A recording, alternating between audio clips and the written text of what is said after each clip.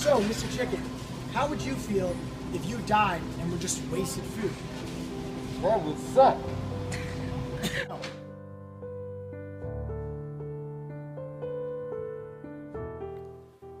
Every day, people all around the world take massive amounts of food with the anticipation of eating it.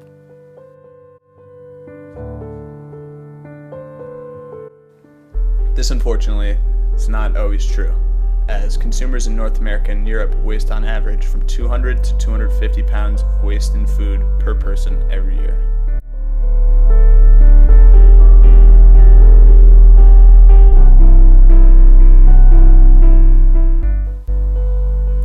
This is a problem that we can all avoid, but we have to make the necessary steps in order to stop it.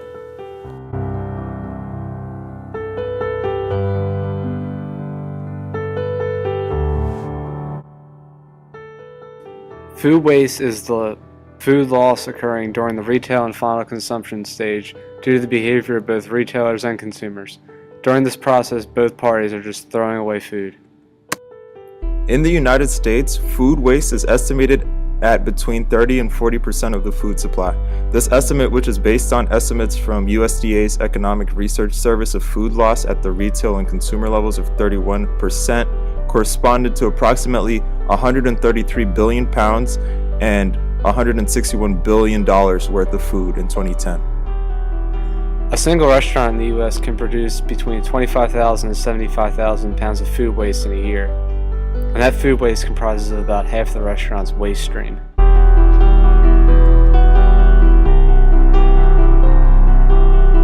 In addition to economic impacts, there are also many environmental impacts.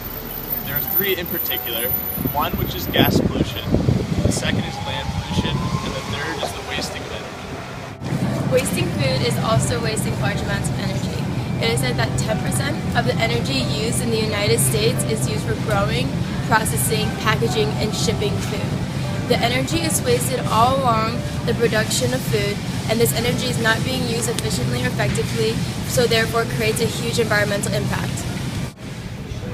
Crops that are grown are being thrown out before they're getting harvested.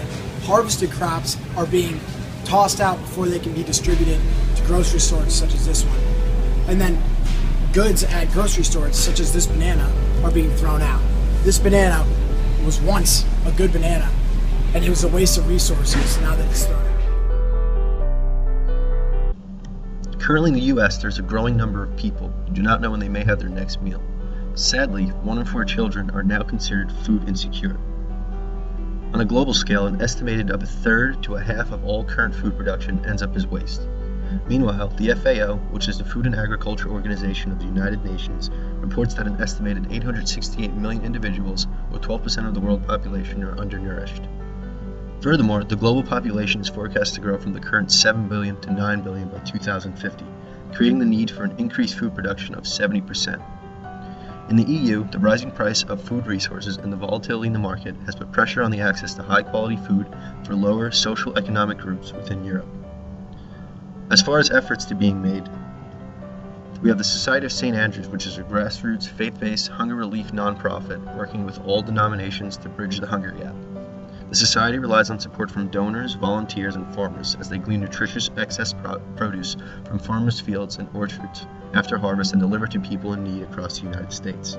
The Society provides nutritious, healthy produce through innovative, cost-effective programs such as the Potato Project, the Gleaning Network, the Harvest of Hope, and the Seed Potato Project. We have created a society and economy dependent on consumption.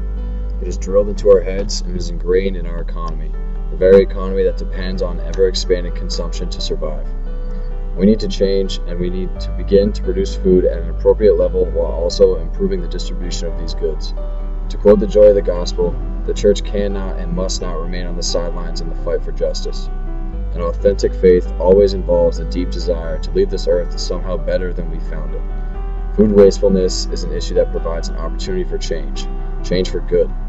Not everyone can personally relate to hunger, but those who have can say, seeing their poverty, hearing their cries, and knowing their sufferings, we are scandalized because we know that there is enough food for everyone and that the hunger is the result of a poor distribution of goods and income. The most important factor regarding efforts to reduce food waste will be our effectiveness in curbing our own excess consumption.